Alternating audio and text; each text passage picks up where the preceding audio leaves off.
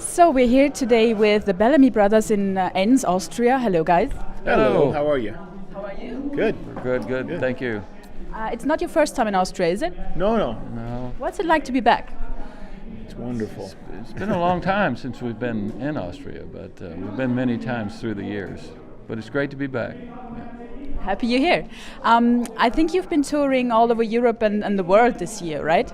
We have. We've been touring in about 10 countries this year, and on this trip we were in Norway and Germany and Austria and tomorrow Switzerland. So with your experience, what is touring like in 2017? Is it more stressful or less stressful than it was?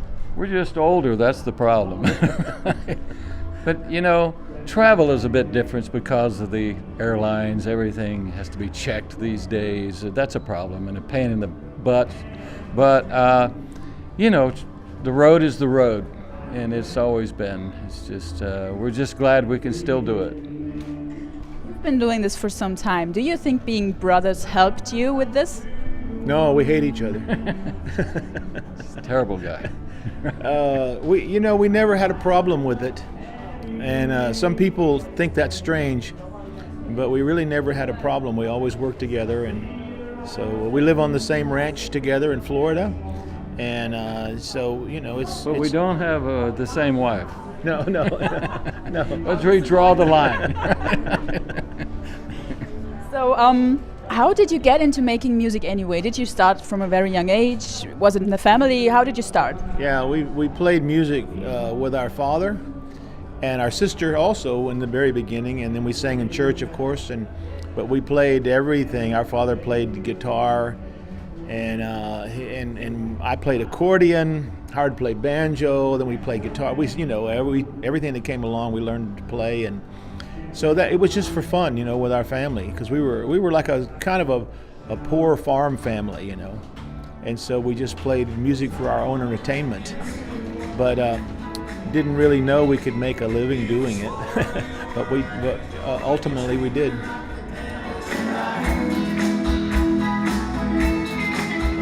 I was dying to search, would you flow in love, come quenching? Even said you have a beautiful body, would you hold it against me?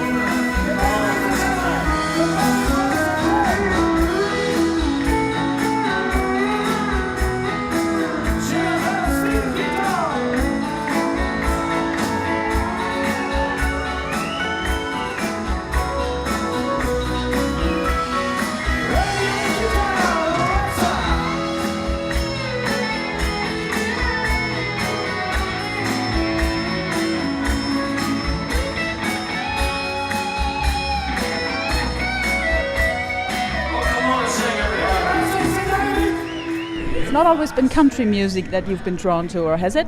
No, our first hit was a pop hit. It was a #1 song in like 15 countries. So I think that's what opened up all the doors, to keep coming. And we've had several hits, country and pop hits, around the world. So it's been an unusual career, really, but it's been special for us. What do you think makes country music so popular all over the world? I mean, even in Europe, also it's very American. Well, I think it's because it is sort of Americana, It's like a John Wayne movie, People look at it, and it's the West and the romance of America, and so I think it's popular because of that. And the same reason we like certain things that are European, I think it's because cowboys are sexy. I think that's. So since you started and since you had your first big hit, the music industry has changed a lot. Do you think it's become easier for people to get into making a living with music? But they don't make money anymore. Yeah. Because nobody buys records. The music industry has always been bad. Always, even when we were in it, and now it's always been designed to sort of,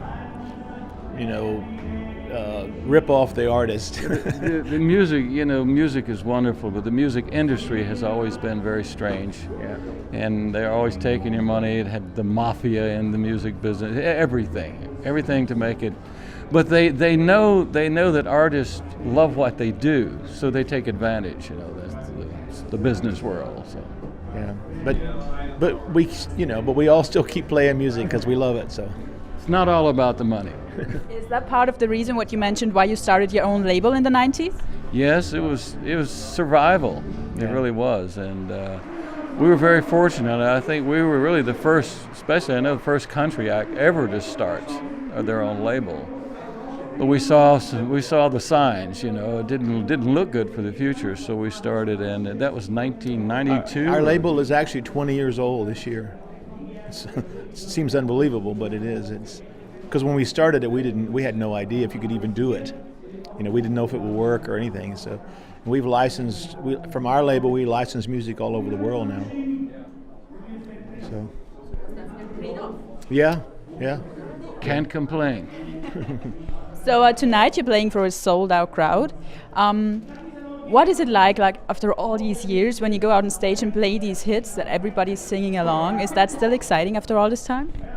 Yes, especially when people really enjoy, because people sometimes say to us, aren't you tired of singing those old songs? And we would be, except that when you sing them to a crowd that really likes them, you get that energy, everybody's, So it's a lot of fun, everybody's singing, let your love flow, so it's...